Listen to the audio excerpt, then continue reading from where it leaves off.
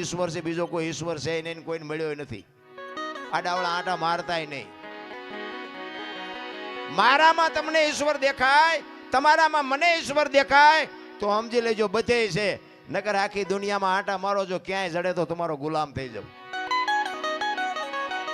તમારા નગરામાં ઘણી વાર આવ્યો છું, બધા મને સાંભળ્યો છે, પણ મેં 20-22 વર્ષ ખટારો આંક્યો ને બધી આંટો મારી જોયો, દુકાનો ખોલીને બેઠા છે, કાંઈ છે નહીં વાતમાં.